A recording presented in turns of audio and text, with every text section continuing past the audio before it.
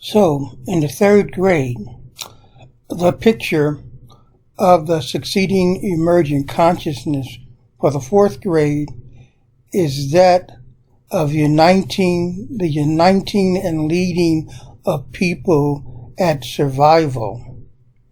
The human community overcomes the shadow of the loss of divine communion. The story content is like unto that in the Old Testament in the biblical stories.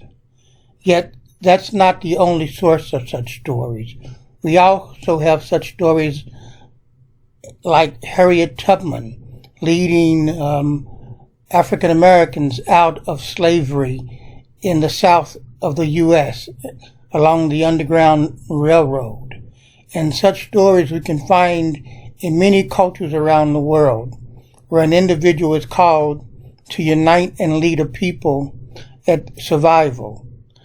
The human community overcomes the shadow of the loss of divine communion.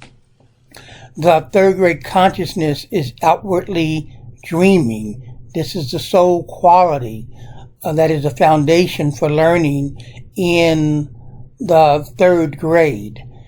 This outward dreaminess is a sense of separation from the physical world due to this loss of divine communion, and allows for a journeying to learn, to become more outwardly wakeful.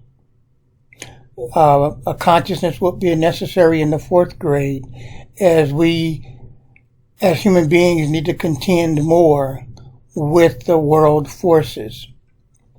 Now, the cognitive capacity that's the basis for learning in the third grade is synthesis. It is founded on the sense of movement and the perception of change. This synthesis shows up in learning to take the words that in the second grade the children have learned to decode and encode, and to put those together as parts of sentences.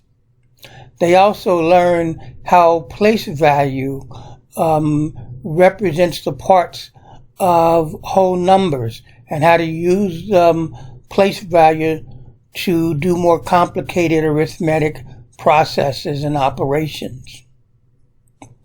And so here we have this third grade picture that leads to succeeding emergent consciousness that allows children to begin to understand themselves as being in community. Again, this is a sort of synthesis that emerges, that allows children to overcome obstacles in the world and manifest out of the outward dreamy sense of separation a more productive outward wakefulness.